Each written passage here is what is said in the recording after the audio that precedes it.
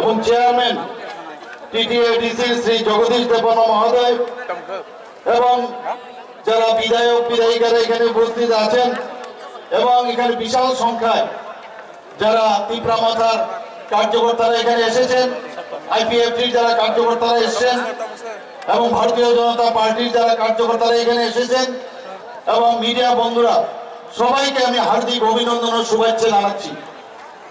বন্ধুগণ, সত্যি আজকে এখানে আসার পর একটা নতুন দৃশ্য আমার কাছে পরিগণিত হয়েছে যে কি আমরা এতদিন ধরে আমরা দেখেছি আর কি আমরা এখানে আসার পর কি বুঝলাম।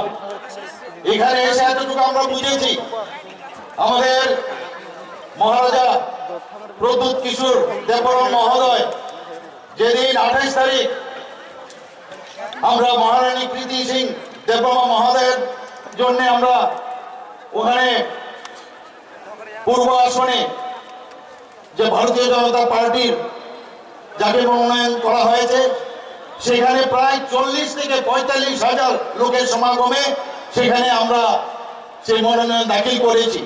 সেখানে উনি বলেছেন যে ভারতীয় জনতা পার্টি, আইপিএফটি এবং তিপ্রামাথা এখন তিন শক্তি ত্রিশূল হয়ে গেছে। এখন এই ত্রিশূল ত্রিপুরা রাজ্যে তার স্থাপনা হয়ে গেছে এবং এক ত্রিপুরা শ্রেষ্ঠ ত্রিপুরা সেটা আগামী দিন হবে। সেদিন সেই কথাটা উনি বলেছিলেন।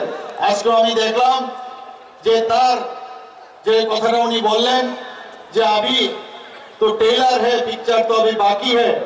আমরা তো নিশ্চয়ই সেই ফুল পিকচার আমরা এই তিন দল মিলে আমরা নিশ্চয়ই আগামী দিন এক ত্রিপুরা শ্রেষ্ঠ ত্রিপুরা, এক ভারত শ্রেষ্ঠ ভারত আমরা তৈরি করব।